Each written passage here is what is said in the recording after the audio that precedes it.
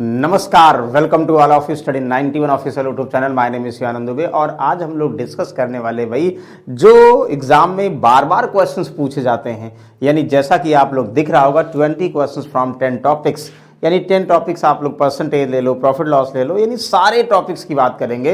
लगभग 20 क्वेश्चन जो है 10 मोर देन 10 टॉपिक्स से होंगे। तो चलिए आइए, और ऐसे क्वेश्चन भी डिस्कस कर रहे हैं जो मॉडरेट, इजी टू मॉडरेट होंगे, यानी बार बार एग्जाम में आए हुए हैं और उनसे लिंकअप करके आप लोग बहुत सारे क्वेश्चंस को उस टॉपिक के रिलेट कर सकते हो। तो चलिए आइए हम लोग डिस्कस करते हैं, डायरेक्टली क्वेश्चन पे आते हैं। भाई आज ध्यान दीजिएगा, आप लोग ये समझिए कि आपने कितनी बेहतर प्रिपरेशन किया है, तो आप अपने आप को मैच करिएगा, इवैल्यूएट करिएगा। जो लोग एसएससी सीजीएल, यूपीएसआई या एसएससी सीपीओएसआई इन सब की प्रिपरेशन कर रहे हैं, यूपी पुलिस की कर रहे हैं, या और भी मींस जिस भी एग्जाम में अर्थमेटिक के क्वेश्चंस आते हैं उन सब की बात कर रहे हैं। भाई चलिए हम लोग डिस्कस करने वाले हैं दिस क्वेश्चन नंबर 1। ये एक बात, सेम क्वेश्चंस जो अगर आप लोग देख रहे होंगे ध्यान से, ये same question SSC CGL mains में आया हुआ क्वेश्चन है। क्या है क्वेश्चन भाई? In an examination A got 30% maximum marks and he failed by 25 marks. In this exam we got 40% of total marks and he get 25 more marks to minimum required passing marks. तो find the passing marks in this examination. बताओ आप लोग कैसे solve करेंगे इसे? हमें पता है कि अगर एक ही एग्जाम में दो लोग पार्टिसिपेट कर रहे हैं तो इसके पहले हम लोग क्या करते थे, उनके पासिंग मार्क्स को इक्वल कर देते थे। वही यहां भी कर दो भाई। देखो क्या कह रहा, भाई ए ने परीक्षा दिया एक ही परीक्षा में, यानी पासिंग मार्क्स सबके लिए इक्वल है, ये कंफर्म है। ए ने जो परीक्षा दिया तो आप लोग परीक्षा में मैक्सिमम मार्क्स पहले लेट करोगे ना। हमें ये नहीं पता भाई परीक्षा जो देंगे उनमें अधिकतम कितने मार्क्स हम पा सकते हैं, तो कुछ लोग इसको x मानेंगे और कुछ लोग 100% मानेंगे। तो हमें ऐसा लगता है आसान 100% वाला है, तो 100% मान लो भाई। ए ने अधिकतम मार्क्स का 30% अंक प्राप्त किया, तो 100 का 30% डायरेक्ट हो जाएगा, इसलिए हम लोग 30 मानते हैं, यानी परसेंटेज में मानते हैं कि डेटा इजी लगे। और वह 25 मार्क्स से अनुत्तीर्ण हो गया, फेल हो गया। आप लोग बताओ, अगर हम कुछ परसेंट मार्क्स पा रहे हैं और फेल हो जा रहे हैं तो हमें क्या करना, उस एग्जाम में पास करने के लिए ऐड और वो नंबर चाहिए ना। यानी 25 मार्क्स से फेल हो रहे हैं तो 25 ऐड कर दोगे तो इट मीन्स वो क्या हो जाएगा, पास हो जाएगा। तो हमेशा ये ध्यान आप लोग पहले कंफर्म ध्यान देना है, जब दो लोग एक एग्जाम में अपीयर हो रहे हैं तो दोनों के लिए पासिंग मार्क्स इक्वल होगा, तो हमेशा पास कराना होगा। इस टाइप के बहुत सारे क्वेश्चंस आप लोग देखे होंगे। अच्छा, फिर कह रहा है इसी एग्जाम में बी को 40% मिलते हैं। भाई बी को ज्यादा मिला, 40% मिला, और बी न्यूनतम आवश्यक उत्तीर्ण अंकों से 25% अधिक पाया। मतलब आप लोग कंफर्म है भाई, ये थोड़ा सा जो है बी पाया और बी फेल या पास नहीं हो रहा है, ऐसे भी क्वेश्चंस आते हैं, आप लोग पता होगा। लेकिन कह रहा जो बी पाया है 40%, वो जितना पासिंग मार्क्स चाहिए न्यूनतम कितना है भाई? पासिंग मार्क्स पता है भाई, एक कोई व्यक्ति है, कोई स्टूडेंट है, वो 30% ला रहा, 25 से फेल हो रहा है, नहीं जोड़ेंगे तो वो पासिंग मार्क्स हो जाएगा, न्यूनतम पासिंग मार्क्स ही होगा। तो कह रहा इससे कितना, जो 40% बी पाया, इससे 25% अधिक अंक प्राप्त किया। तो आप लोग ये कर सकते हो कि जो ए पाया, यानी जो ए पाया है, इसके मार्क्स को 25% बढ़ा दो, बी के द्वारा पाए गए मार्क्स आ जाएंगे। जो बी 40% लाया है वो ए से कितना 25% मोर पाया है, मतलब मिनिमम ए का मतलब मिनिमम पासिंग मार्क्स पाया भाई। अगर ए फेल हो रहा 25 जोड़ोगे मिनिमम पासिंग मार्क्स हो गया, तो इट मीन्स आप लोग इसको 25% बढ़ा दो, यानी 25% की वैल्यू कितना हुआ, 1/4 हुआ ना, तो 5/4 से मल्टीप्लाई कर दोगे, 4 था एक बढ़ा दोगे, यानी इस न्यूनतम परसेंटेज को, न्यूनतम मार्क्स को 25 बढ़ाओगे तो बी द्वारा पाए गए मार्क्स यानी 40% इक्वल हो जाएगा। बस आंसर, क्या दिक्कत है? तो इसको पहले कर लो और आसान है, ये इधर आओगे 5/4 हो जाएगा ना। देखो तो 5 से 5 8 40 और 4 8 32, यानी अगर इधर ले आओगे उल्टा हो जाएगा 4/5, तो ये 32% हो जाएगा। तो कितना आसान है भाई। तो यहां से देखो ये 30% और ये 32%, ये इधर जाएगा, फिर तो 2% की वैल्यू 25 मार्क्स हुआ। आप लोग कहोगे सर 1% की वैल्यू, बिल्कुल हम कहेंगे। अच्छा, सबसे आसान क्या है, हमें क्या चाहिए भाई? हमें चाहिए find passing marks in this examination. आप लोग को पता है कि चाहे हम ये बोल दें जो 5/4 है हम इस तरफ लाएंगे, 32% भी पासिंग मार्क्स है और 30% प्लस 25 पासिंग मार्क्स है, क्योंकि उन्हीं का डिफरेंस जो है 2% 25 के बराबर हुआ कि नहीं हुआ। आप कहोगे सर 32% निकाल लो या ये दोनों का मान एक ही आएगा, तो 32 निकाल यानी 32% निकाल लेंगे तो भी पासिंग मार्क्स। 32 के लिए 2 में 16 से मल्टीप्लाई कर दो ना, तो वैसे यहाँ भी 16 से कर दो, डायरेक्टली आ जाएगा। ये तो आप लोग पता है, 16 पंचे 80 हुआ, 16 दुनाई 32 और 8 कितना हुआ 440, यानी 400 भैया 32 की वैल्यू होगी और यही पासिंग मार्क्स होगी। Option number C correct. ये सीजीएल मेंस में आया हुआ क्वेश्चन है। ध्यान दीजिए, किसकी बात करें, सीजीएल मेंस। बताओ किसी कोई कंफ्यूजन है कमेंट बॉक्स में भाई जरूर बताओ, क्या डाउट वाले हैं। आज हम कुछ अच्छे क्वेश्चंस भी लेंगे जो मेंस लेवल के हैं और जो मॉडरेट लेवल पे हैं, ध्यान दीजिएगा। आई होप ये सभी क्लियर हो गया, बहुत अच्छी बात है भाई, क्लियर हो गया। चलिए नेक्स्ट क्वेश्चन देखोगे, ये भी बहुत अच्छा क्वेश्चन है। अब आज कंफ्यूजन वाले क्वेश्चन लिए भाई, पहले पढ़िए ध्यान से। ये 14 से 2/7% है, 14 से 2/7%, यानी एक शॉपकीपर सेल्स एन आर्टिकल, दुकानदार बिक्री मूल्य के 14 से 2/7% लाभ पर बेचता है, ठीक है। और यदि वस्तु को 50% अधिक पर खरीदे और 45 अधिक में बेचता है, तो बिक्री मूल्य पर, मतलब ये थोड़ा कंफ्यूजन होता ना बार बार कि सेलिंग प्राइस पर प्रॉफिट ले रहा ना, तो हानि उठाता है। वस्तु का विक्रय मूल्य ज्ञात करें यदि वह वस्तु को क्रय मूल्य के 40% अधिक पर बेचता है। चलिए भाई, जैसा कह रहा हम वैसा पहले ध्यान समझे। तो पहले ध्यान दीजिएगा, एक आर्टिकल का सीपीएसपी के लिए एक दुकानदार बिक्री मूल्य के 14 से ही 2/7% लाभ पर वस्तु को बेचता है। तो हमारे पास कुछ टर्म्स हैं। पहला 14 होल 2/7% है, जिसकी वैल्यू हमें पता है 14 सत्ते 98, 2 100/7, यानी इसकी वैल्यू कितना होगा, सबको पता भाई 1/7 होगा। अच्छा, दूसरा यहाँ पे हमें पता है ये 12.5% की जरूरत पड़े, तो 12.5% की जरूरत पड़ेगी, तो इसकी वैल्यू 12.5% की वैल्यू 1/8 होती है। बताओ किसी को डाउट है? आई होप किसी को डाउट नहीं होगा। बस आंसर। तो कैसे आंसर निकालेंगे भाई, देखो ध्यान से समझिए आप लोग। तो एक दुकानदार बिक्री मूल्य के, यानी shopkeeper sells article profit on selling price, 14 whole 2/7 profit on selling price, तो 14 से 2/7 सेलिंग प्राइस पर प्रॉफिट लेने का मतलब, यानी जितना सेलिंग प्राइस बेस वैल्यू हो जाएगा उस पर 1/7 का लाभ लेंगे। तो अगर हम इसको फ्रैक्शन में करेंगे 1/7 प्रॉफिट ऑन एसपी, तो नीचे वाला वैल्यू एसपी हो जाता है, ऊपर प्रॉफिट। और अगर हम सीपी पर प्रॉफिट लेंगे तो डिनोमिनेटर वाली वैल्यू सीपी हो जाएगी। आप लोग बहुत सारे क्वेश्चन लगा चुके होंगे कि किसी वस्तु को 20% लाभ पर बेचते हैं, यानी 20% की वैल्यू 1/5, 5 में खरीदेंगे, 1 का लाभ होगा, 6 में बेचते थे, ये पहले करते थे।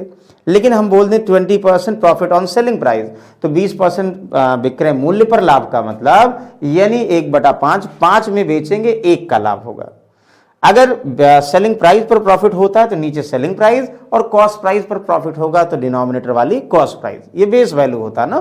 तो आप लोग बताओ, अगर 7 में बेचेंगे और 1 का लाभ हुआ, खरीदेंगे कितने में? आप कहोगे सर 6 में खरीदेंगे।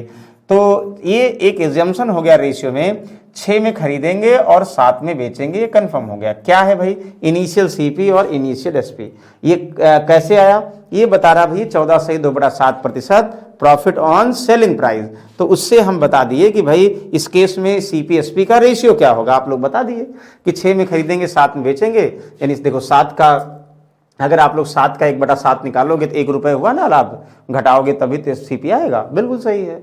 अगर वह इसे कंडीशनल है, 50% अधिक पर खरीदता, आप बताओ 6 रुपये रेशियो में पहले खरीदता, इसको 50% बढ़ा दो, तो 6 का 50% कितना हुआ भाई? 3 हुआ, आधा बढ़ा दो, यानी न्यू सीपी क्या हो गया भाई? 9 रुपये नई सीपी हुआ।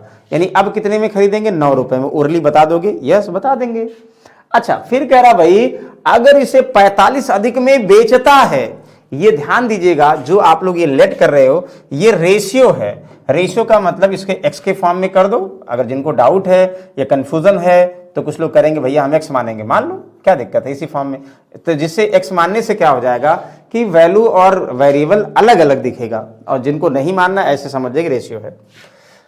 तो 6x CP, 7x SP, 9x नई सीपी, 50% बढ़ाने के बाद अब कह रहा कि अगर वो 50 और 45 अधिक में बेचता, मतलब 7x में 45 रुपए जोड़ दोगे, ये नई सेलिंग प्राइस।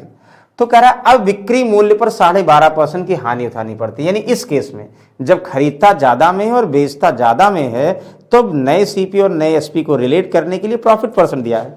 तब कहता 12.5% का लाभ हो, हानि होती है किस पर, विक्रय मूल्य पर। आप बताओ 12.5% की लॉस की वैल्यू क्या होगी, सेलिंग प्राइस पर। देखो ध्यान दीजिएगा, ये भी सेलिंग प्राइस पर हानि उठाता है। आप कहोगे सर 8 हमारा सेलिंग प्राइस हो जाएगा ना, अब 8 सेलिंग प्राइस हो जाएगा, 1 का लॉस उठाता है। तो अगर किसी वस्तु को 8 में बेचते हैं, 1 का लॉस हुआ, खरीदेंगे कितने में, आप कहोगे सर 9 रुपए में खरीदे होंगे, यानी 8 में बेचते, 12.5% लॉस का मतलब 100 में अगर बेचेंगे तो 12.5 का लॉस उठाएंगे, यही ना। और 12.5 को रेशियो में कर दो, आसान हो जाए। 12.5 की वैल्यू 1/8, 8 में बेचा और 1 का लॉस हुआ, खरीदा 9 में। तो इसका मतलब हुआ कि अगर ये कॉस्ट प्राइस है तो 9 कॉस्ट प्राइस हुआ, अगर 8 हम निकालते हैं तो सेलिंग प्राइस आएगा। देखो 12.5 लॉस का मतलब 8 सेलिंग प्राइस 1 लॉस, तो कॉस्ट प्राइस 9 की वैल्यू कॉस्ट प्राइस दिया है। यानी इसके बिहाफ पर हमें पता हुआ ये सीपी 9x थी और 12.5% लॉस सह रहे हैं किस पर, विक्रय मूल्य पर। उसके हिसाब से कितने में बेचेंगे, इसका मतलब हमें पता हो गया 8x में बेचेंगे भाई। तो इसका मतलब हुआ कि कंफर्म है ये 8x में बेचेंगे और जो विक्रय मूल्य हमारा 7x से 45 रुपए अधिक है। ये आप लोग लगा चुके होंगे ना, इनमें कोई कंफ्यूजन तो है नहीं। नई सीपी है और नई एसपी पहले एसपी में जोड़ोगे तो अब प्रॉफिट परसेंट लॉस परसेंट दिया होता तो भाई प्रॉफिट और लॉस का रेशियो हमें पता है, परसेंटेज लॉस से 12.5% लॉस, लेकिन विक्रय मूल्य पर। आप कहोगे 12.5% लॉस का मतलब 8 विक्रय मूल्य, 1 का लॉस, यानी 9 हमारा कॉस्ट प्राइस। तो अगर ये 9 कॉस्ट प्राइस है तो 8 सेलिंग प्राइस, यानी 45 बढ़ाने के बाद सेलिंग प्राइस ये आना चाहिए। तो ये आना चाहिए, इसका मतलब इन दोनों का डिफरेंस है 8x और 7x का डिफरेंस कितना है, x, और रेशियो में करते तो 1 रेशियो बराबर कितना, 45 रुपए। आप लोग समझ रहे हैं, वेरी गुड। तो ये आ गया। अब आप लोग क्या निकालना है, आप कह रहे वस्तु को क्रय मूल्य के 40% लाभ पर बेचता, तो कितने, वस्तु क्रय मूल्य के 40% लाभ पर। अभी भी देखो ये नहीं मान रहे हैं, ये कह रहे हैं कि भाई जो हमने एक्चुअल खरीदा है, फाइनली हम ये निकालना, अगर हम इसको 40% इस पर लाभ पर बेचे तो कितने बेचेंगे। आप बताओ 6 रुपए में खरीदा है, अगर इसे 40% लाभ पर बेचेंगे तो कहोगे, कुछ लोग कहेंगे सर हम 140/100 से गुणा करेंगे, हम कहेंगे कर दो, तो 14 छक 84 यानी 8.4x में बेचेंगे। तो आप निकाल लो, x की वैल्यू इतना है तो 8.4x की वैल्यू, भाई इसको अगर हम 40% लाभ पर बेचेंगे, फाइनल हमारा आंसर 8.4x हुआ। तो इसकी वैल्यू 45 इंटू कितना हुआ, 8.4। पॉइंट हटा दो थोड़ा समझने के लिए, जैसा इजी लगे। 5 दूनी 10 हुआ, 5 9 45 हुआ, 2 से 2 चौक 8 हुआ, 2 दूनी 4, 9 दूनी 18, 9 चौक 36, 1 36 1 37। क्या 378 आ रहा है? हाँ भाई बिल्कुल, option number A is the correct answer. बताओ, कुछ लोग कहेंगे सर घूम गए हैं हम, घूम जाओगे भाई, क्योंकि जिन्होंने सेलिंग प्राइस पर प्रॉफिट लॉस नहीं पढ़ा होगा वो घूम जाएंगे बिल्कुल, और जिन्होंने पढ़ा होगा उनको बहुत आसान लग रहा होगा। जैसे पहले सॉल्व करते थे वैसे ये भी सॉल्व कर रहे हैं। और जिनको डाउट है भाई प्रॉफिट लॉस में, ये क्वेश्चन हमने प्रॉपर डिस्कस किया है। प्रॉफिट लॉस के 4 से 5 वीडियो बनाए हैं और जो है लेक्चर्स हैं, और उस पर भी अलग अलग जो 20 क्वेश्चन 20 मतलब 20 टॉपिक 20 क्वेश्चन के दिए गए हैं, उनमें भी हमने कराया प्रॉफिट लॉस के ऐसे टाइप में। तो ये चीजें बहुत इंपॉर्टेंट क्वेश्चन है, कंफ्यूजन वाला क्वेश्चन है। सबसे बड़ा कंफ्यूजन है कि सेलिंग प्राइस पर प्रॉफिट लॉस जज करें, वही कंफ्यूजन है।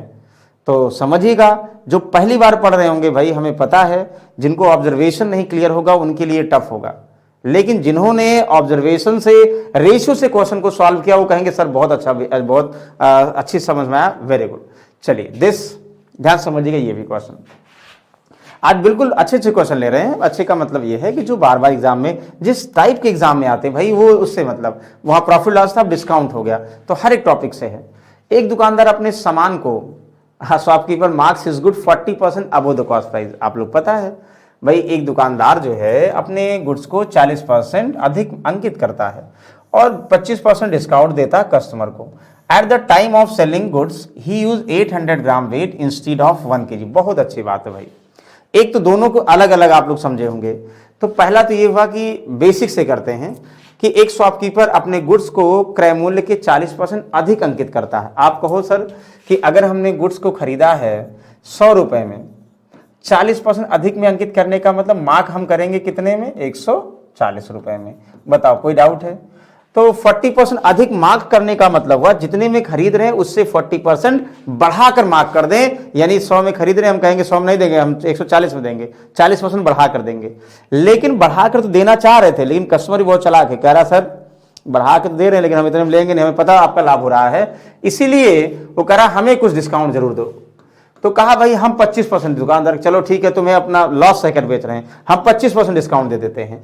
आप बताओ अगर 140 रुपए एमआरपी है, 25% का डिस्काउंट देगा तो कितने में बेचेगा, यानी कस्टमर को उसे बेचना कितने में चाहिए, तो 25 डिस्काउंट का मतलब 1/4, यानी 4 एमआरपी होगी तो 1 डिस्काउंट 3 में, यानी 140 में 3/4 से मल्टीप्लाई कर दो, या 140 का 25% निकाल कर घटा दो, क्योंकि मार्क प्राइस तो कंफर्म है, तो मार्क प्राइस का ही तो डिस्काउंट देगा, तो आप यहां से मल्टीप्लाई कर दोगे तो 4 से 35 तिया कितना होगा, 35 तिया 105।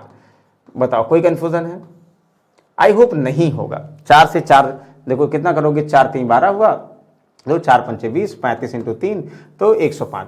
हमें क्लियर हुआ भैया, ध्यान दीजिएगा, ये क्लियर हुआ 100 में खरीदा था, 140 में बेचना चाह रहा था, लेकिन 140 का 25% कम किया, तो 25% कम करने के बाद जो है फाइनली वो कह रहा हम भैया 105 में बेचेंगे। बताइए कोई डाउट है? किसी कोई डाउट है?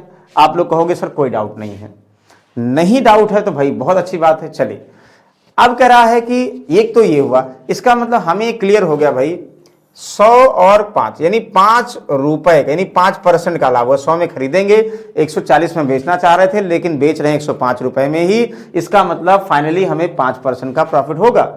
लेकिन कह रहा है कि अब एक तो प्रॉफिट होगा, दूसरा प्रॉफिट कह रहा कि वो 1 किलोग्राम के स्थान पर 800 ग्राम का भार यूज करता है। ये सबसे बड़ी प्रॉब्लम है।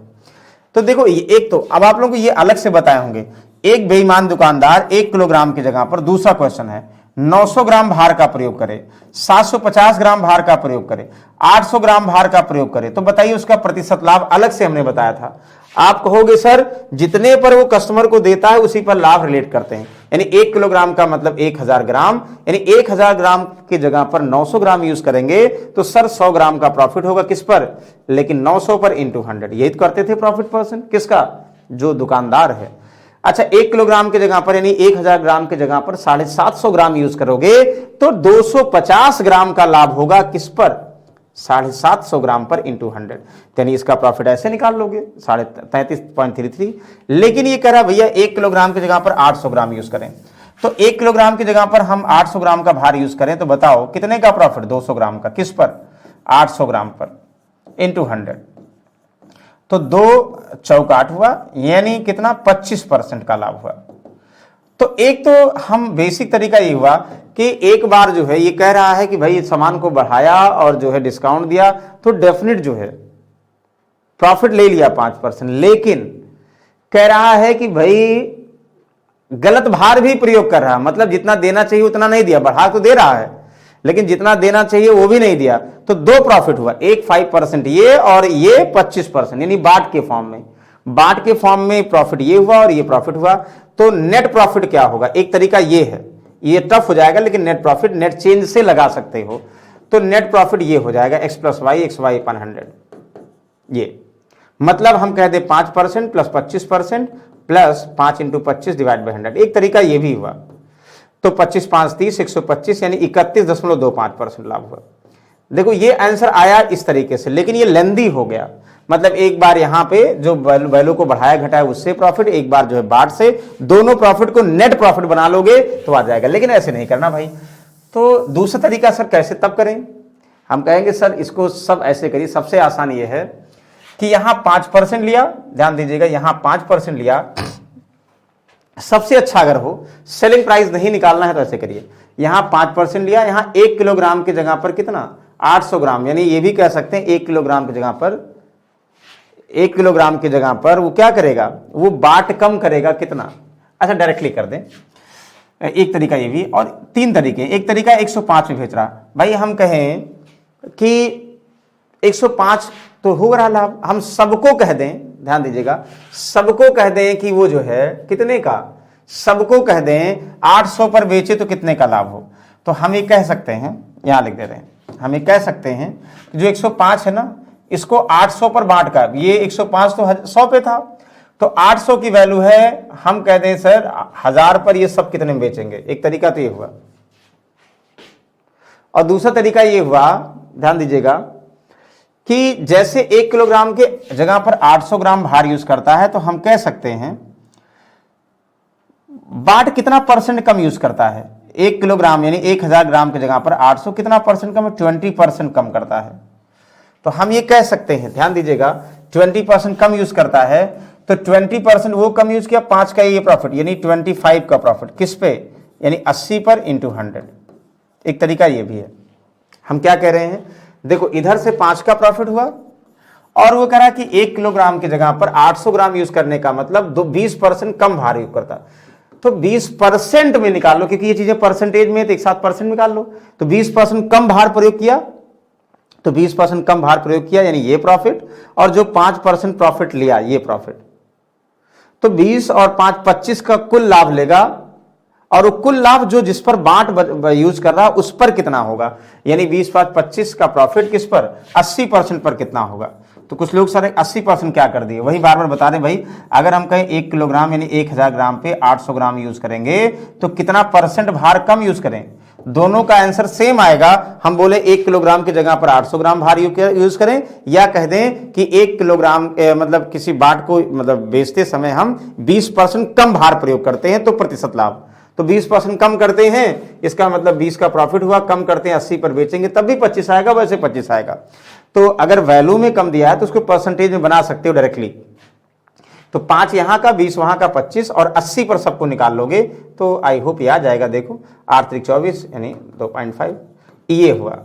आप कहोगे सर ये कुछ कंफ्यूजन है, हम एक और कहेंगे सर कि सबको 105 को सबको 800 ग्राम पर बेच दे तो कितने में बेच देगा, तो फाइनली 100 पर प्रॉफिट कंसीडर कर लो। तो यहाँ 10, यहाँ 10, यहाँ 4 और यहाँ 5, 5 से 525 डिवाइड बाई इतना यानी 131.25। तो सर 131.25 यानी 100 से ज़्यादा कितना, 131.25। 3-4 तरीके हैं, वो आप लोगों को है कि क्या चूज करोगे। चलो आई होप समझ में आ गया होगा, तो बोलो बाकी बिहारी लाल की जय। चलो इसको बताइएगा, ये भी बहुत बार ये एक बार जो है सस्सी में आ चुका, बैंक में हमने चेंज भी नहीं किया, क्वेश्चन प्रीवियस सेट वाले लिए हैं। देखिए अभी प्रीवियस सेट वाले क्वेश्चंस इसलिए भी लेते हैं कि आप लोगों को एग्जाम का थीम पता चले कि भाई एग्जाम का ट्रेंड क्या है, क्वेश्चंस कैसे आ रहे हैं इस समय, ये है। बाकी जो अलग एग्जाम ओरिएंटेड करोगे वो तो हम डिस्कस करेंगे भाई। देखो ये बहुत अच्छा क्वेश्चन है। The ratio of boys and girls in the college 31:23, 75 new girls join the college, then ratio boys and girls become is इतना, वाह।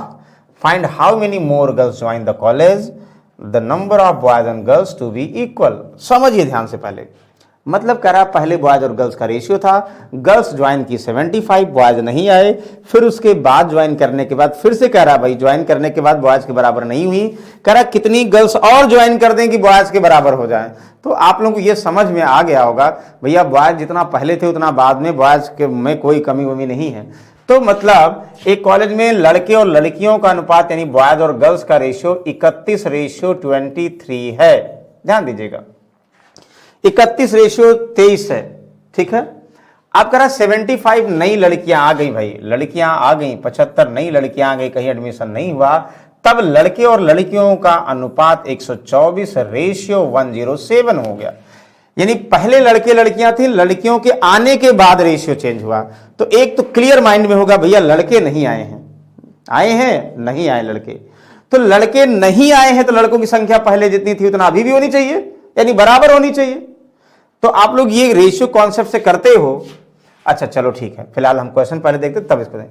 ज्ञात कीजिए कॉलेज में लड़कियां कितनी और प्रवेश लेती हैं जिससे लड़कियों लड़कियां, मतलब लड़कियां 75 आई हैं लेकिन कितनी और आए कि नंबर ऑफ बॉयज और गर्ल्स बराबर हो जाएं, जितने लड़के हैं उतनी ही लड़कियां हो जाएं।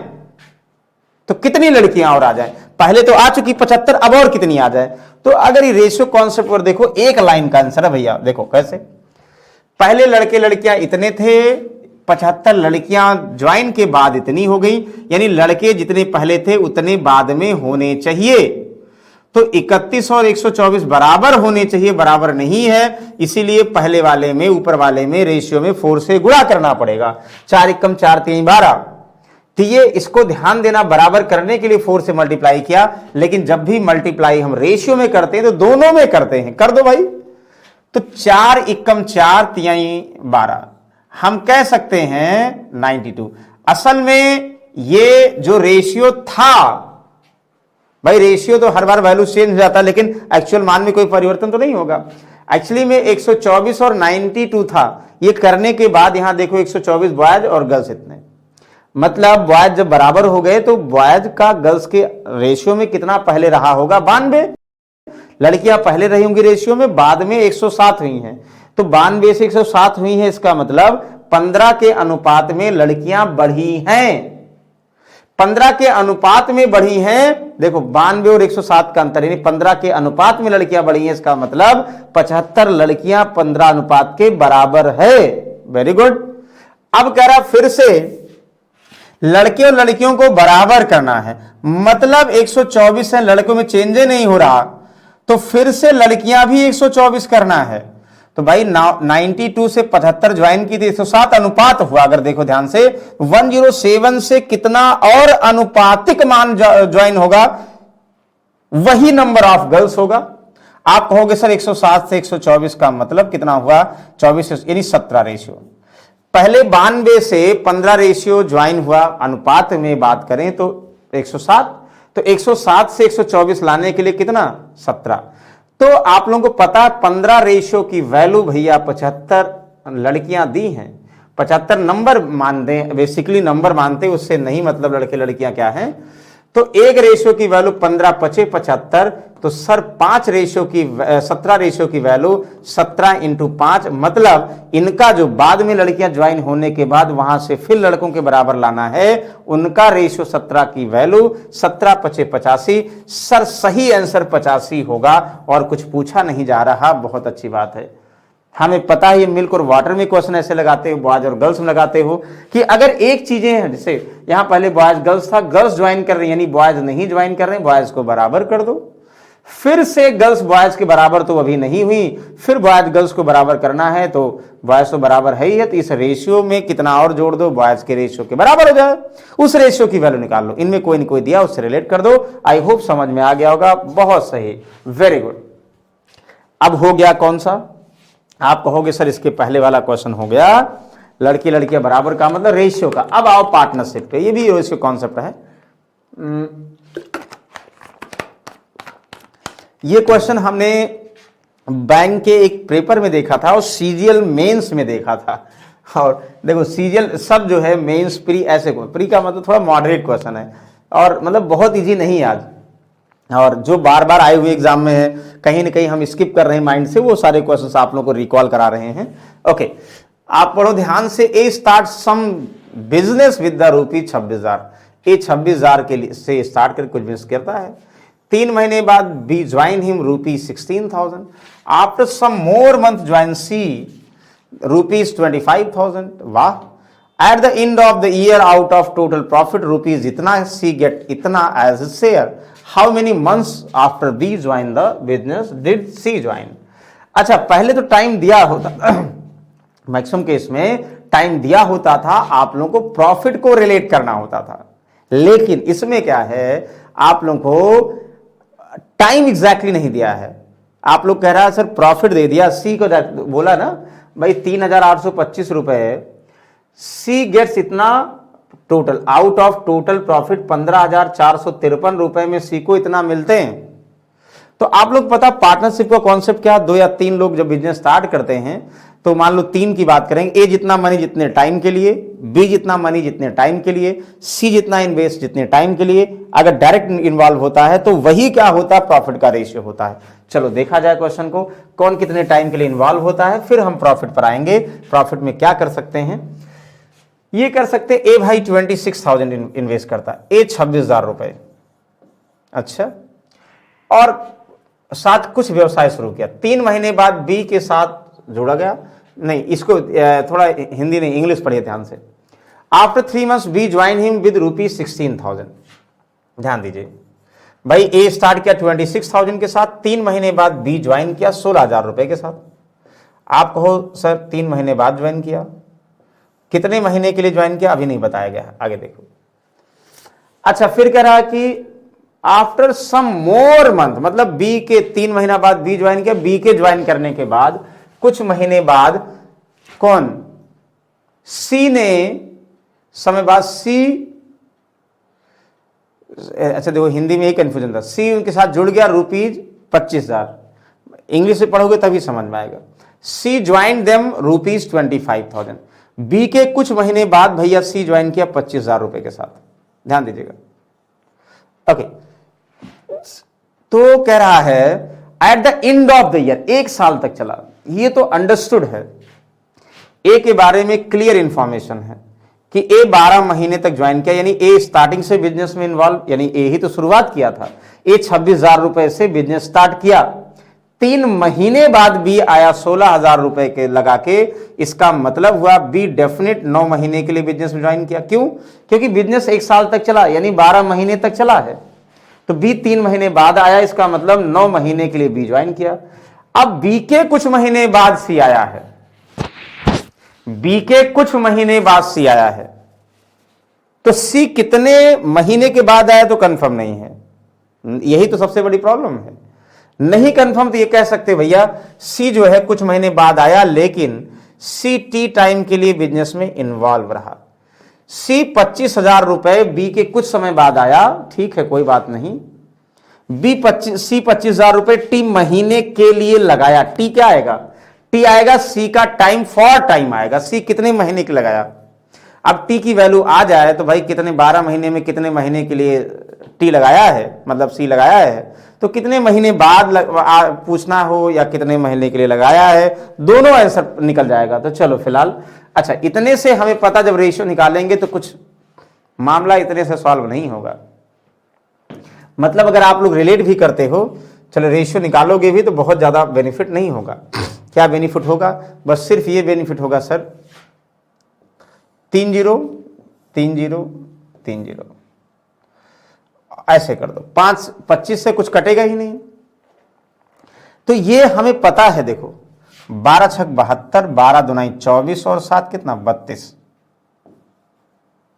ठीक है 31। अरे यार आप लोग कैलकुलेशन करो ध्यान से, देखो 12 छक 72, 2 हासिल 7, 12 दुनाई 24 और 7 31, 312। ये प्रॉफिट है ना, इन्वेस्टमेंट टाइम प्रॉफिट। बी 16 नवैया 144, बी ये 25 इंटू टी, ये प्रॉफिट मतलब यानी ए का प्रॉफिट, बी का प्रॉफिट, सी प्रॉफिट, कुल प्रॉफिट में से सी का प्रॉफिट ये, बी का प्रॉफिट ये, ए का प्रॉफिट ये। अब सबसे बड़ा रगड़ा ये है कि भाई यहां टी की वैल्यू कैसे निकाला जाए, इसके लिए एक दिया है, कह रहा है कि भैया सी कुल प्रॉफिट 15,453 में सी को इतना रुपए मिलते हैं, मतलब सी के शेयर की बात करें 3,825 में रुपए जो है कितना, कुल प्रॉफिट 15,453, ध्यान दीजिएगा 15,453 में सी का प्रॉफिट। तो ये तो प्रॉफिट है डायरेक्ट दे दिया गया, मतलब सी को कितना पार्ट, लेकिन क्या इससे हमें डायरेक्टली रिलेट कर सकते हैं? मतलब इससे हमें सी का प्रॉफिट में कितना प्रॉफिट है, बाकी ए और बी का प्रॉफिट बचेगा, वो इससे रिलेट करो। और इससे अच्छा ये है भाई सी का प्रॉफिट दिया है, ये दिया है एक्चुअल कुल प्रॉफिट में सी का प्रॉफिट, और जो हम निकाल रहे हैं उसके अकॉर्डिंग सी का प्रॉफिट क्या होगा, दोनों को बराबर कर दो। एक तरीका ये भी है, और चाहे ए और बी के प्रॉफिट को रिलेट करके तब बताओ, दोनों सही है। मतलब ए और बी के प्रॉफिट को रिलेट करके बताओ, फिर वहां से जो आएगा 25, मतलब सी का प्रॉफिट निकालोगे 25 टी के बराबर करो, टी आ जाएगा। और चाहे ऐसे करो कि भाई ए बी सी तीनों का प्रॉफिट इनके अकॉर्डिंग कितना है, भाई तीनों का प्रॉफिट 312 और 144, आप कहोगे 3 1 400, 456, देखो ये 3 1 400, 12 44 और 12 कितना हुआ, 1 4 56, 456 प्लस 25 टी, ये तो जुड़ेगा है नहीं, यही कंफ्यूजन है, सबसे नहीं जुड़ रहा है। तो आप लोग कहोगे कुल प्रॉफिट ये हुआ 456 प्लस 25 टी, इसमें 25 टी प्रॉफिट है सी का। देखो इसके अकॉर्डिंग ये तो करते थे ना भाई, सी का प्रॉफिट इन तीनों में, तीनों को जोड़ोगे, ये दोनों जुड़ेगा, ये तो अलग रहेगा, ये रेशियो है। तो कुल 456 प्लस इतने में ये रेशियो है और ये वैल्यू में है, आप तो बराबर कर ही सकते हो ना, पर सी का इतना, तो सॉल्व कर दो। देखो आप कहोगे सर 25 25 एकम 25, कटेगा ऐसा नहीं है। 25 से कम 25 बचा कितना सर? 25 कम 25 बचा 25 5 8 5 13 132, 25 पंचे 125। अच्छा बिल्कुल सही। 25 पंचे 125 नहीं 75 153। आप कहोगे सही सॉल्व। 153 बन जाए 153 1 0 153 बन जाओ। अरे याद हो गया भाई, ये कट गया 101 तो 101 टी और ये बराबर। सॉल्व कर दो। तो मतलब सॉल्व भी करोगे तो भी इतना टफ नहीं है, सॉल्व कर लेंगे। चलो नहीं तो दूसरा तरीका है भी। तो 101 टी इक्वल टू, यहां कुछ नहीं ना 1 है, 456 टी, 456 प्लस 25 टी। आप इसको घटाओगे कितना हुआ 76 टी। 76 टी इक्वल टू कितना, ध्यान दो, ये 456 टी बराबर कितना हुआ 6 6 36 6 से 42 6, तो टी बराबर 6 आ गया। यानी सी जो है 6 महीने के लिए बिजनेस में शामिल हुआ। अब 6 महीने के लिए शामिल हुआ और बी 9 महीने के लिए शामिल हुआ। इसका मतलब हुआ 6 और 9 3 महीने बाद सी आया ना, बी के 3 महीने बाद सी आया। आंसर तो भैया 3 महीने होगा, क्योंकि हमें ये क्या पूछ रहा है कि how many months after B join the business did C join, मतलब बी के कितने महीने बाद ज्वाइन करने के बाद सी ज्वाइन किया। सी तो कुल 6 महीने के लिए ज्वाइन किया 12 महीने में, 3 महीने बाद बी आ गया यानी 9 महीने के लिए। इसका मतलब 6 महीने के लिए 3 महीना और बाद अगर सी आएगा तभी तो 6 महीना होगा, बस आंसर। तो इसका मतलब बी के 3 महीने बाद सी आया और सी 6 महीने के लिए बिजनेस में इन्वॉल्व रहा। बहुत अच्छी बात है। बताओ कोई कंफ्यूजन है? कोई कंफ्यूजन नहीं है। ध्यान दीजिएगा कभी कभी ऐसे भी क्वेश्चंस बन जाते हैं, और बन गए तो भैया कल्याण हो गया। ये टफ है, ये मेंस वाले क्वेश्चन है, इतना इजी नहीं भाई।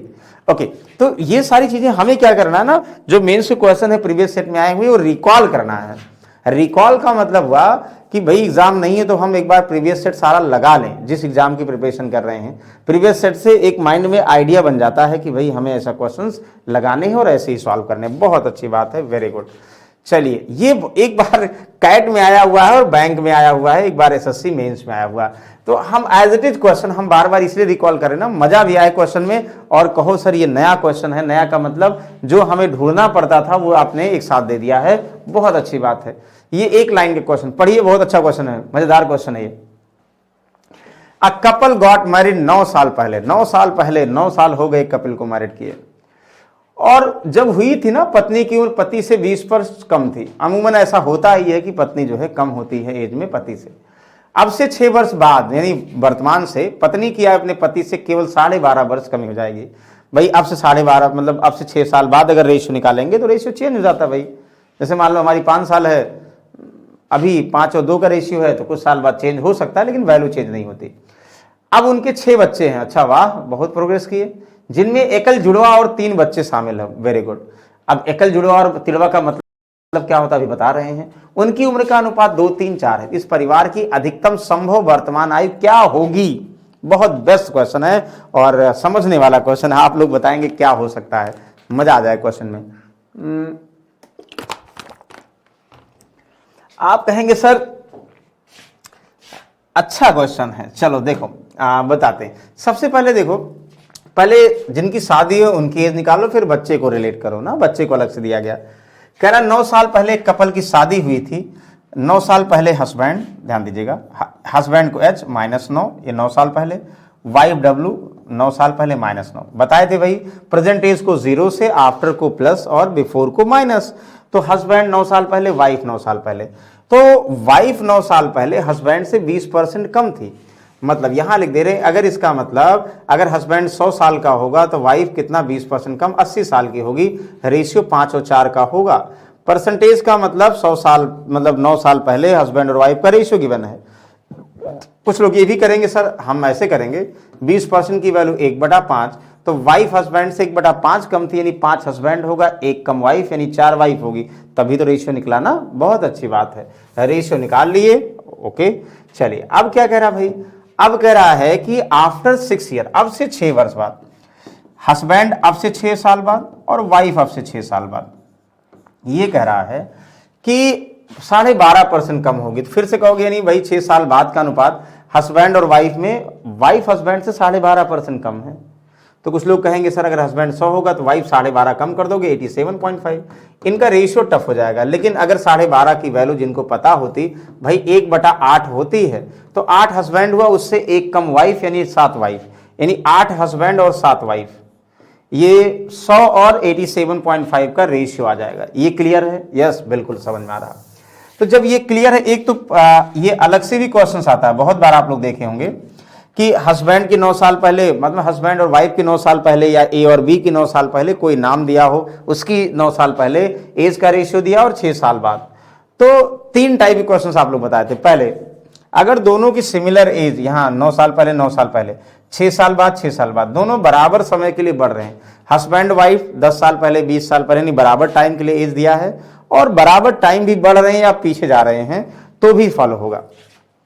रेशियो अगर 9 साल पहले हस्बैंड 6 साल बाद हस्बैंड, तो 9 साल पहले 5 अनुपात और 6 साल बाद 8 अनुपात, दोनों में अंतर 5, 3, 8। 9 साल पहले वाइफ 4 और 6 साल बाद वाइफ 3। तो अगर इनका रेशियो अनुपातिक मान बराबर है, दो ही केस होगा, बराबर होगा नहीं बराबर होगा। तो बराबर होता तो कैसे करते, नहीं बराबर होता तो कैसे करते, ये दोनों बताए थे भाई।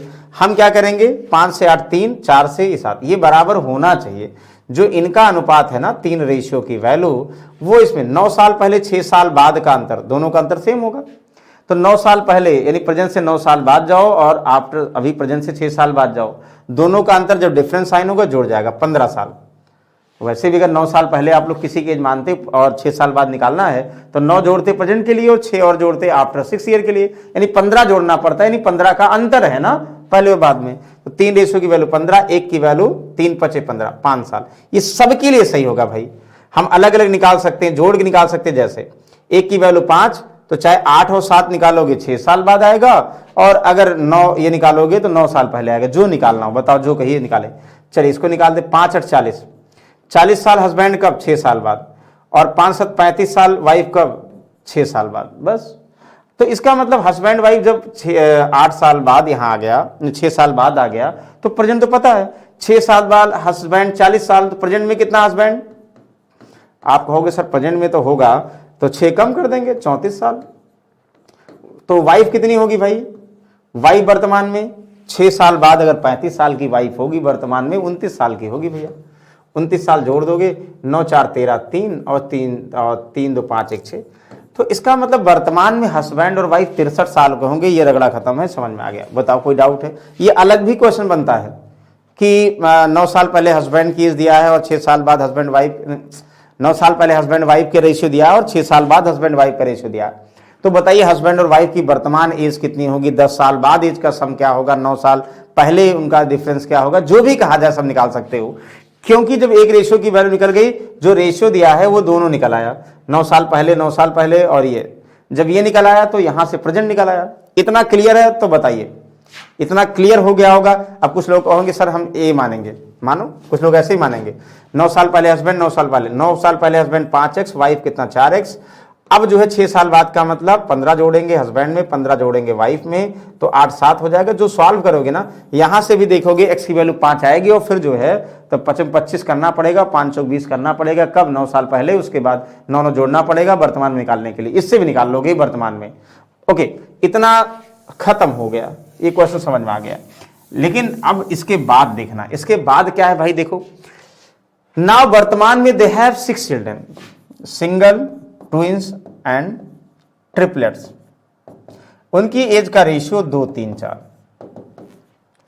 वर्तमान में प्रेजेंट में भाई 9 साल पहले शादी हुई, वर्तमान में इनके बच्चे हैं। और अगर उनके बच्चे की बात करें तो सिंगल, ट्विंस का मतलब एक साथ जुड़वा, ट्रिपलेट्स का मतलब एक साथ तिड़वा, तिड़वा मतलब तिड़वा का मतलब एक साथ 3 बच्चे, और जुड़वा का मतलब एक साथ 2 बच्चे, और सिंगल। ठीक है, ओके।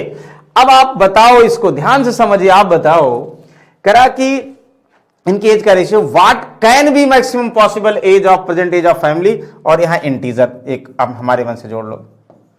मतलब वर्तमान में परिवार जो है, परिवार में मम्मी पापा 63 साल के प्रेजेंट में होंगे, कंफर्म है। यानी बच्चे को और वर्तमान में शामिल कर लिया जाए तो बताओ टोटल एज क्या होगी। आप कहोगे सर वर्तमान की बात करेंगे, सिंगल 2 साल का है, अगर मान लिए जो रेशियो दिया है उसको हम कंप्लीट पूर्णांक मान लेते हैं, इंटीजर मान लेते हैं, तो कहोगे सर जो सिंगल वाला 2 साल का है, ट्विंस वाला 3 साल का है, और जो ट्रिपलेट है 4 साल का है। तो 4 साल के ट्रिपलेट्स का मतलब 3 बच्चे, और 3 साल का जुड़वा यानी ट्विंस का मतलब 2 बच्चे, और सिंगल एक तो है ही है। सबसे बड़ा ट्रिपलेट है, पहले ट्रिपलेट हुआ था, फिर डुअल हुआ, फिर सिंगल हुआ, इसका मतलब ये हुआ। अब कह रहा है कितने और हो सकते थे वर्तमान में सर, हम कहें वर्तमान में आप बताओ कितने हो सकते। अगर एक व्यक्ति की शादी 9 साल पहले हुई है, 9 साल पहले किसी की शादी हुई है, अभी बताओ वर्तमान में उसका सबसे बड़ा बच्चा कितने साल का हो सकता है। कहोगे सर कुछ भी हो जाए लेकिन 9 साल से तो बड़ा नहीं होगा, क्योंकि भाई 9 साल से पहले शादी, 9 साल पहले शादी ही हुई है। अब शादी हुई है, अगर बच्चा होगा, पता ही है भाई, अगर बच्चा होगा पहले दिन, अगर शादी के जब घर पे आएगी तब अगर बच्चा हो जाएगा तो भी उसके बाद 9 मंथ्स लगेंगे। वैलिड मैरिज की बात कर रहे हैं, ठीक है। तो वैलिड मैरिज की बात करेंगे, कितने 9 मंथ्स लगेंगे उसके बाद। तो इसका मतलब मैक्सिमम वो बच्चा जो है ना, वो 8.5 मतलब 9 साल से ज्यादा नहीं हो सकता, बस ये समझो। तो हम कहें सर ये तो 2 3 4 है, तो एक और पॉसिबिलिटी है, इसको रेशियो को 2 से गुणा कर दें तो 2 चौक 8, 2 तिहाई 6 और 2 दुनाई 4। तो क्या सिंगल 4 साल का हो सकता, ट्रिपलेट 6 साल का, और ट्रिपलेट 8 साल का हो सकता? यस हो सकता। लेकिन अगर 3 से गुणा करोगे तो 3 चौक 12, मतलब 2 से जब गुणा किया तो ये आया, लेकिन 3 से करते 3 चौक 12। तो क्या 12 साल का तिड़वा हो सकता था? जब 12 साल पहले शादी नहीं हुई थी तो उनके बच्चे कहां से होंगे? इसका मतलब ये तो बिल्कुल गलत है, यही वाला सही है।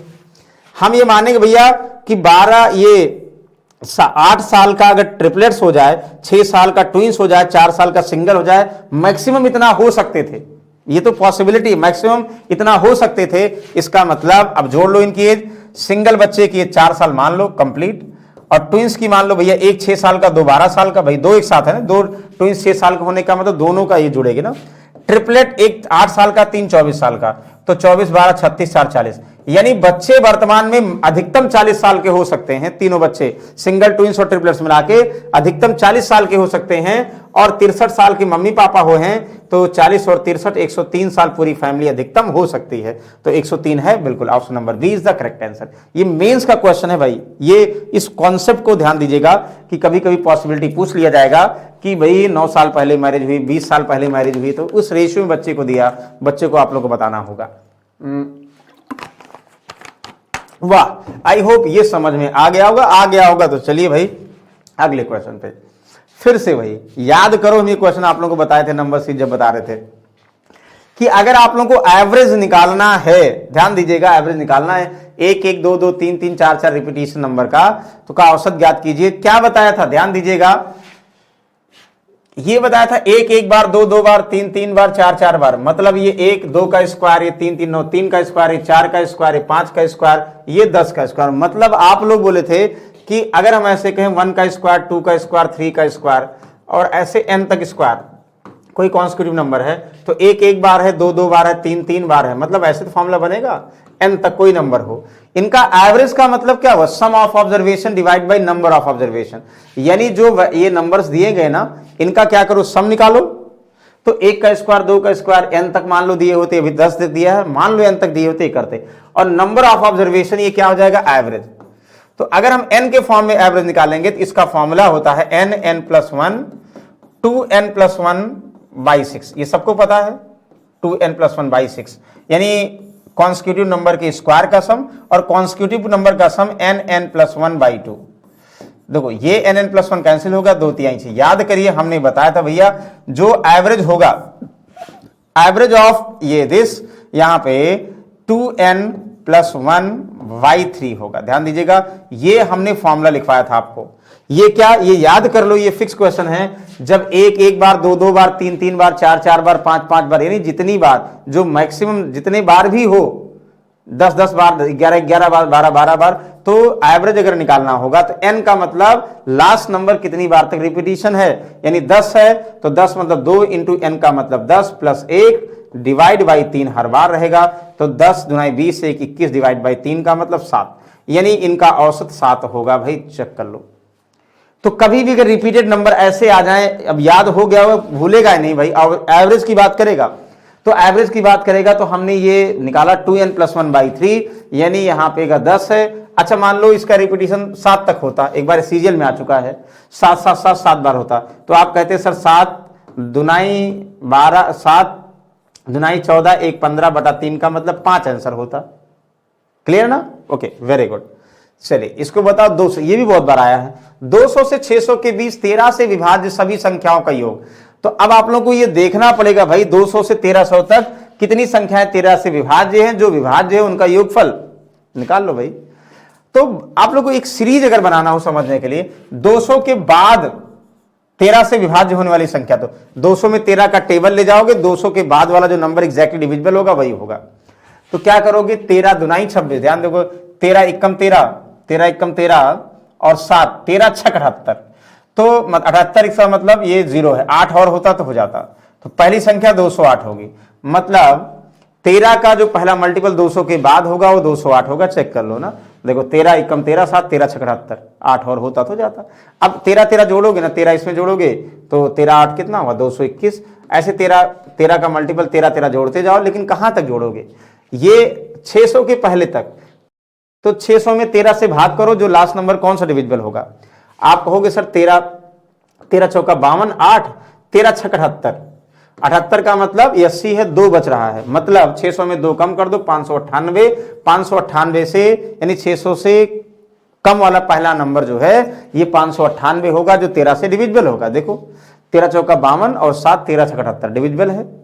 अब दो तरीके, कुछ लोग इसमें 13 कॉमन लेंगे, 13 भाई ये 13 का मल्टीपल ही तो है सब, 13 कॉमन लेके भी कर सकते, बाद में 13 से मल्टीप्लाई करो, और उसके बाद जो है, और कुछ लोग इसको डायरेक्टली करेंगे, जो इजी लगे। आप बताओ 13 कॉमन ले करें, वैसे मतलब कुछ लोग ये करेंगे कि 13 कॉमन ले लेंगे और ये वहीं से मिल जाएगा। 13 देखो 13 एकम 13, आप कहोगे 13 एकम 13, तो बचा कितना 7, 13 छक 78, फिर 13 एकम 13, 13 7 91। तो ऐसे यहाँ पे देखो, ऐसे 13 के करते करते कितना 13 चौका 52, 13 छक 78 यानी 46 मल्टीपल। तो ये भी कह सकते भाई 16 17 18 इनका सम निकाल कर मल्टीप्लाई कर दो। और ये क्या सम अर्थमेटिक प्रोग्रेशन पता है आप लोग को, 16 17 18 का सम निकालना है, तो ये निकाल कर यहाँ मल्टीप्लाई कर दो। क्या पता भाई अर्थमेटिक सम, जब लास्ट सम पता होगा यहाँ पे सम क्या निकालोगे, n/2 a + l, यही होगा ना, या 2an-1d तो नहीं निकालते जब फर्स्ट और लास्ट दिया होता ये। अच्छा, हमें टर्म्स कितने ये भी कैसे निकालना है, पद आप लोग बताया था ना, l = कितना a + n-1d, याद करो ये तो बताया था। या जो है नंबर ऑफ टर्म्स का मतलब last term minus first term, ये इधर आ जाएगा, डिवाइड बाई समांतर +1, ये भी हो जाएगा। कितना आसान है, बस आंसर। तो पहले इसका सम निकाल के 13 से भाग कर दो। कहोगे सर इनका सम जो है 16 से लेके 46 तक है, तो सम n/2, जो कि n नहीं पता है, सम n नहीं पता है, जो n होता a + l, 16 + l का मतलब 46, ये होता। ठीक है, और कॉमन नहीं लो ना, तभी जरूरी नहीं कॉमन लेना, बस हम बता दे रहे। कुछ लोग कहेंगे नहीं सर कॉमन लेंगे, तो हम लेंगे, कोई बात नहीं। n कितना है भाई, तो n का मतलब 16, ये 46, देखो यहां से n 46 - 16 divide by common difference कितना है, अब 13 नहीं अभी कहा जाएगा, 1 + 1, 46 - 16 कितना हुआ भाई, 46 - 16 30 और 1 31 हो गया। आप कहोगे सर 31, और इंटू ये 13 तो बाद में है ही है, 16 और 46 कितना हुआ, सॉल्व कर लो, कुछ कटेगा नहीं, 13 × 31/2 और इंटू 6 6 12 के 2 और 4 1 5 1 6 ना, 6 6 12 के 2, 4 1 5 1 6 62।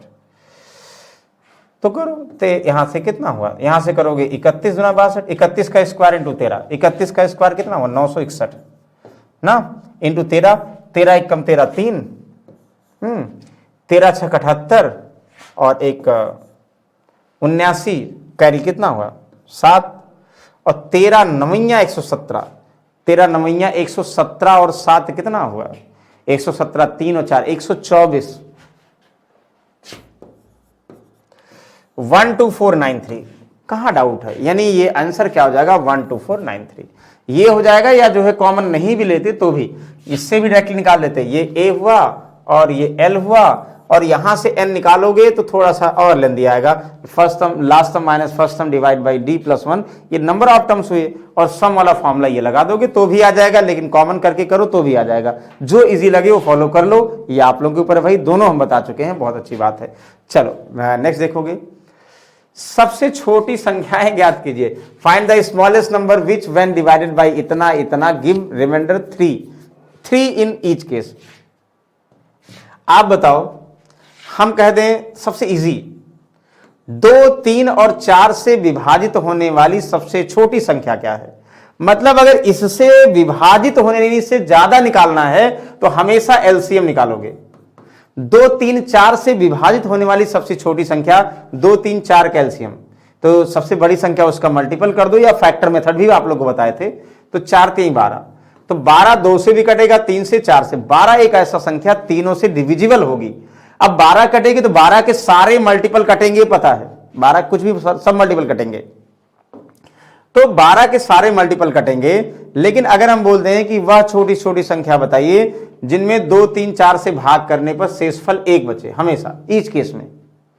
तो भाई ये तो कटने वाला नंबर ये कट जाएगा, लेकिन शेषफल थोड़ी बचे, कटेगा तो शेषफल का मतलब एक और होना चाहिए। तो नंबर जो है 12 में 1 जोड़ दोगे, 13 होगा। 13 में आप 2 से भाग करो, 12 कटेगा, इतना 3 से भाग करो, 4 से भाग करो, प्रत्येक केस में एक शेषफल बचेगा। वही चीजें प्रैक्टिकली क्वेश्चन है भाई। तो सबसे find the smallest number which when divided bye 5, 6, 8, 9। तो 5, 5, 6, 8, 9 ध्यान दीजिएगा आप लोग। 5, 6, 8, 9 और 20 डिवाइड करें, ईच केस में शेषफल 3 प्राप्त हो। तो पहले तो ये बताओ भाई इनसे डिविजिबल होने वाला नंबर क्या है, मतलब इनसे सबसे छोटी संख्या डिवाइड कौन सी होती है। अब जो डिवाइड हो जाएगी वो तो कंप्लीट, कोई रिमाइंडर नहीं आएगा। अब जो रिमाइंडर बच रहा प्रत्येक केस में तो वही जोड़ दो, बस आंसर। प्रैक्टिकली समझिए। तो अब एलसीएम कैसे निकालें, ये सबसे कंफ्यूजन है। आप लोगों को फैक्टर मेथड बताया, चलो फैक्टर देखो क्या बताया था भाई। यहां 5 का फैक्टर 5 की पावर 1 5 ही रहेगा। 6 का मतलब 2 × 3, 8 का मतलब 2 का क्यूब, 9 का मतलब 3 का स्क्वायर, 20 का मतलब 4 पंचे 20, 4 का मतलब 2 का स्क्वायर × 5। हमने कहा था ईच में सब में से लेना है जिसकी पावर मैक्सिमम होगी। आप कहोगे सर यहाँ 5 है, यहाँ 5 यहाँ है, तो 5 की पावर 1 मैक्सिमम है तो 5 लेंगे, बिल्कुल। 2 लेंगे, यस, 2 की पावर 2 है और 2 की पावर 3 है। मैक्सिमम पावर कितना है, 8। मैक्सिमम पावर को लेना है प्राइम फैक्टर के। अच्छा 3 सब में हो या ना हो कोई मतलब नहीं, सब नंबर को लेना मैक्सिमम पावर। 3 की पावर 2 है या ना, तो पावर 2 को लेंगे यानी 9। तो क्या हो जाएगा, 8 पंजे 40, 4 9 36, 360। मतलब इसका एलसीएम कितना, 360। यानी 360 वो नंबर होगा जो 20 से भी कटेगा, 9 से भी कटेगा, 8 से भी कटेगा, 6 से भी, इतना। तो 360 वो नंबर जो सबसे कटेगा। तो शेषफल प्रत्येक किस में, मतलब प्रत्येक स्थिति में शेषफल 3 हो। तो एक्चुअली में जो हमें नंबर निकालना भैया, प्रत्येक स्थिति में शेषफल 3 हो, तो 360 में 3 जोड़ दोगे तो कहोगे सर 363 ऐसा नंबर है, देखो चाहे प्रत्येक स्थिति में इतना होगा। हम भी कहेंगे होगा, बहुत अच्छी बात है। बताओ कोई कंफ्यूजन है, कोई कंफ्यूजन नहीं, हमें पता भाई, वेरी गुड। चलिए ये क्वेश्चन लगाई लाए तो भाई 10 क्वेश्चन 20 क्वेश्चन 10 टॉपिक 20 क्वेश्चन, लेकिन आप लोग वर्क क्वेश्चन सॉल्व करने की स्थिति बहुत स्लो है।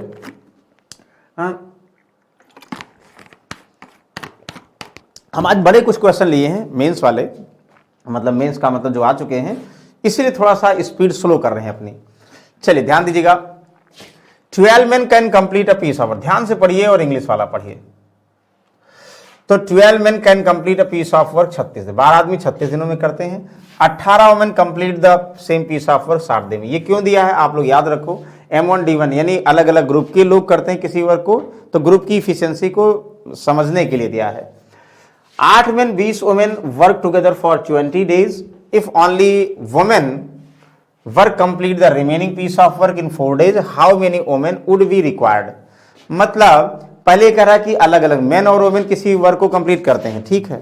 और फिर कह रहा है कि 8 आदमी 20 महिलाएं वर्क को कर रही हैं और उन्होंने कितने दिन तक किया, 20 दिन तक किया। उसके बाद जो शेष वर्क है वो महिलाओं को करना है।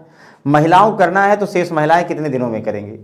तो अगर सबको महिलाओं में निकालने बहुत अच्छी बात है। चलो पहले एक तो कंडीशन ये है, एक आदमी की इफिशियंसी M मानो, 12 आदमी एक काम को 36 दिनों में करते हैं, बहुत अच्छी बात है। 18 एक महिलाओं की इफिशियंसी W मानो, ये 60 दिन में करती हैं, ये भी अच्छी बात है।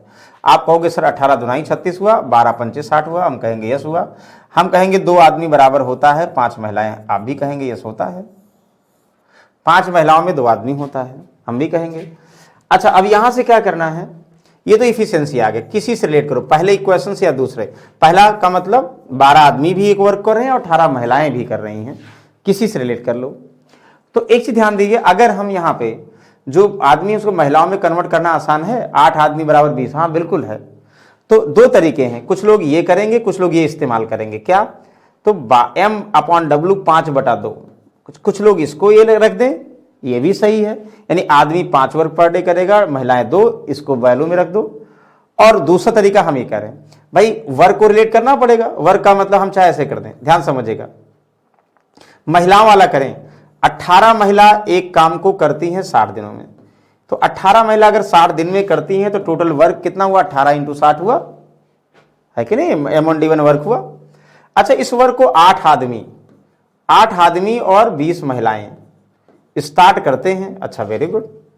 इन्होंने किया कितने दिन तक भाई, इन्होंने 20 दिन तक किया, 20 दिन में नहीं पूरा कर पाए। और फिर जो शेष काम है वो महिलाएं करती हैं, कुछ महिलाएं करती हैं, हम कह रहे हैं N महिलाएं करती हैं, सिर्फ महिलाएं करती हैं। तो महिलाएं कितने दिनों में करेंगी, ध्यान समझिएगा, यही कह रहा, महिलाएं कितने दिनों में करेंगी ये कह रहा है।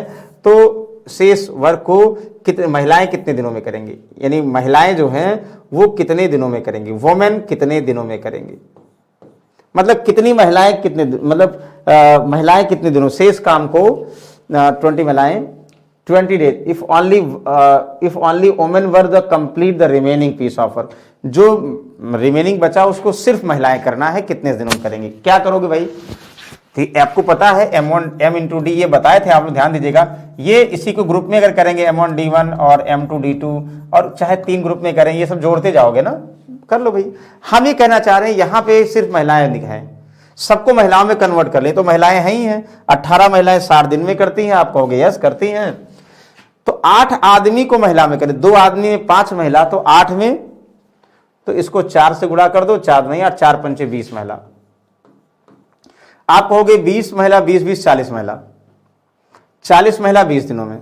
तो देखो यहां से सब महिला में कर दो, 18 × 4 = 72, 720 महिला माइनस, नहीं अरे यार, 18 × 5 = 90, 18 × 6 = 108, 1080 महिला, माइनस 20 × 20 = 40, 40 × 2 = 80, 800 महिला, इधर आओ माइनस, बराबर, यानी कुल महिलाओं का वर्क है। तो इससे महिलाएं करेंगी कितने टाइम में, D2 दिनों में। कितना है भाई, ध्यान दीजिएगा, कितने हैं। आप कहोगे सर 280, हम कहेंगे यस। कितनी महिलाएं हैं, piece of remaining with piece offering 4 days. अरे भाई याद रहे, डी नहीं, ये तो दिया है डे, तो शेष महिलाएं इसे 4 दिन में कितने, मतलब D2 भी निकालना है, नहीं तो हम वो यूज करते। करा कि कितनी महिलाएं इसे 4 दिन में करेंगी, ध्यान दीजिएगा, ये ना, ध्यान दीजिएगा, कितनी महिलाएं इसे 4 दिन में, पहले 8 आदमी 20 महिलाओं ने 20 दिन तक किया, फिर शेष काम को सिर्फ महिलाओं करना, 4 दिन में करना, तो कितनी महिलाओं की आवश्यकता होगी। हमने बना लिया भाई, यानी ये महिला में, ये भी महिला में कन्वर्ट कर लिया, ये इधर लाइन घट जाएगा, तो 280 महिलाओं का काम जो है, कितनी महिलाएं 280 महिलाओं का काम कितनी महिलाएं 4 दिन में करेंगी, तो ये तो कट जाएगी, 4 से महिला, मतलब N महिला हो जाएगा, 4 से 4 × 7 = 28, N का मतलब 28, तो N का मतलब, अरे यार 4 × 7 = 28 का मतलब कितना, अरे बार बार कंफ्यूजन हो रहा है। आप कहोगे सर महिलाएं 70, तो 4 × 7 = 28, देखो यहाँ था ना, यहाँ घटाओगे 280 आ गया, महिलाएं कट गया, N हुआ, तो 4 × 7 = 28, 70 महिलाएं। मतलब अगर जो बचा हुआ काम है ये 20, जो 8 आदमी 20 महिला के करने के बाद जो बचा काम हुआ उसे कितने, 70 महिलाएं करेंगी, यानी option number A is the correct. बताओ कोई डाउट है, जिसको डाउट है एक और तरीका, आप कहोगे कि सर ये कंफ्यूजन हो रहा है, ठीक है, एक तरीका ये भी है, सब जैसे लिखा वैसे लिख दो, कोई भी पहले दूसरे से इक्वेशन लिख दो। कैसे भाई, आपको पता है क्या, 12 आदमी एक काम को 36 दिनों में करते हैं, इसको 8 आदमी 20 महिलाओं ने स्टार्ट किया और 20 दिन तक किया, और प्लस कुछ महिलाएं, कितनी महिलाएं, यानी N महिलाएं इसे 4 दिन में शेष पूरा करेंगी। तो N का मतलब कितनी महिलाएं इसे 4 दिनों में करेंगी, तो M का मतलब 5 कर दो, यहाँ 5 मल्टीप्लाई कर दो, यहाँ 5 कर दो, W का मतलब 2 मल्टीप्लाई कर दो, जहां जहां W हो 2 से गुणा कर दो। कहोगे 12 × 5 = 60 ना, और 36 छक्का कितना होगा, 12 × 5 = 60, और 36 छक्का 2160, माइनस देखो 8 × 5 = 40, 20 दूनी 40, 40 40 80, 80 8 दूनी 16, 1600 इधर आ जाएगा। यहां से क्या हो जाएगा भाई, 2 से 4 दूनी 8, यानी 8 W कितना हो जाएगा, 16 560, डिवाइड बाई 8W, W बराबर 8 सते 56। आप कहोगे सर W बराबर 70 आ गई, ये ज़्यादा आसान है। हम कहेंगे जैसा आपकी मर्जी। तो टफ नहीं, बस आप लोग क्या करना, क्वेश्चन को समझना है और जो हमारा बेसिक कॉन्सेप्ट है वही रिलेट करना है। बहुत अच्छी बात है, आई होप यहाँ तक कोई डाउट नहीं होगा। ओके, तो बिल्कुल क्वेश्चन समझ में आ गया। देखो क्वेश्चन आप लोग बहुत लाए थे, इसको भाई क्लिक कर लो। 1 घंटे हो गए, हमने कहा चलो क्वेश्चन आप लोग लाए थे बहुत सारे, तो और भी क्वेश्चंस हैं, अलग से देखो ध्यान से, और भी क्वेश्चन है, लेकिन आज टाइम को देखते हुए यहाँ बहुत इतना सफिशियंट है। धीरे धीरे अगर हम लोग ऐसे इसी स्लो में करेंगे तो सारा एटलीस्ट जितने प्रीवियस क्वेश्चंस में आए हैं वो क्वेश्चन कवर कर लेंगे। और अगर प्रीवियस सेट कवर हो गया तो नए क्वेश्चंस एग्जाम ओरिएंटेड जो भी एग्जाम आप लोगों का होगा बताइएगा, उसका हम लोग प्रिपरेशन करेंगे, प्रैक्टिस जरूर करेंगे। आई होप एंजॉय किए होंगे भाई। एक बार लाइक जरूर कर दिए, शेयर भी कर दिया करिए, और जब ज़्यादा लोग रहते हैं मज़ा भी आती है। चलिए नेक्स्ट समय कुछ और बेहतरीन टॉपिक के साथ मिलते हैं, तब तक गुड नाइट, टेक केयर, जय हिंद।